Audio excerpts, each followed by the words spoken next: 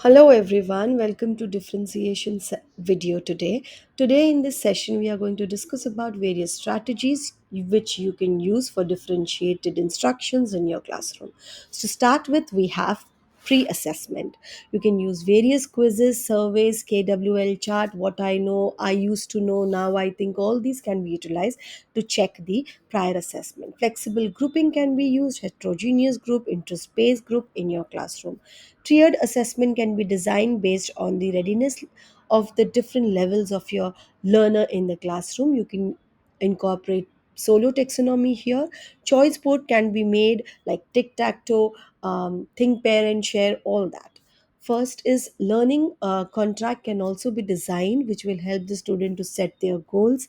Anchor activities can be made more meaningful to so that the students can work independently when they finish a particular task, like reading, journaling, problem solving activities, etc.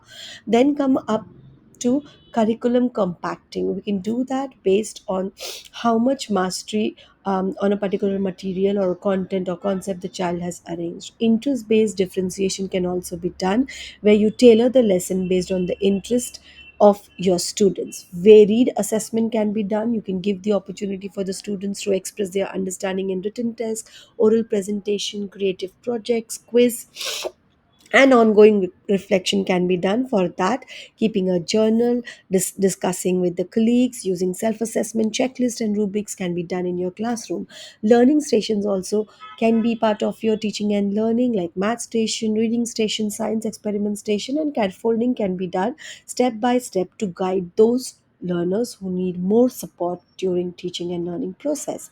Think, parent, share strategy can be utilized to discuss with the partner and share with the class. So graphic organizer, visible thinking routines, maps, mind maps, Venn diagrams, flow chart should be part of your lesson teaching and learning. Peer tutoring can be done, where students can be buddied together as math buddy, reading partners, etc. Open-ended projects can also be given to the students based on flexible outcomes.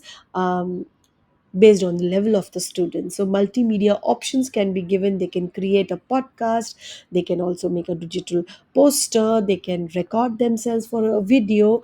So different ways can be given to them to express their understanding. A portfolio can also be digital or physical for the students. Flexible sitting arrangement should also be part of your teaching and learning. You could have calm paces, quiet zones where your students can reflect, have reading nooks, beanbags, standing decks, collaborative tables. All this looks like, sounds like, feels like a differentiated classroom.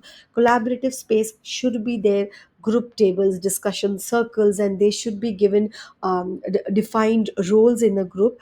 Visual clues can be used like posters, charts, label, the support understanding for independent support. Sensory tools can be utilized if like noise cancelling, uh, headphones, fidget spinner, stress ball, etc. And real world connections can be made related to the lessons based on the likes, hobbies, and interest of the students. So student led lessons can also be done, where students present their understanding in the form of presentation and teach their peers. Um, so for differentiation, basically, start small, plan ahead, know your students, reflect and adjust, and collaborate and share your understanding. Keep all these part of your classroom. If you apply while you are planning for your particular unit, if you apply all these strategies mentioned or few of them in your teaching and learning process, I am sure the students are going to benefit. There is something for everybody on the plate, and each and every student will feel welcomed and will feel counted in your teaching and learning process. Thank you for watching this. I hope this helps you, and you will be in a better position to design your engaging learning outcomes henceforth. Have a good day, everyone.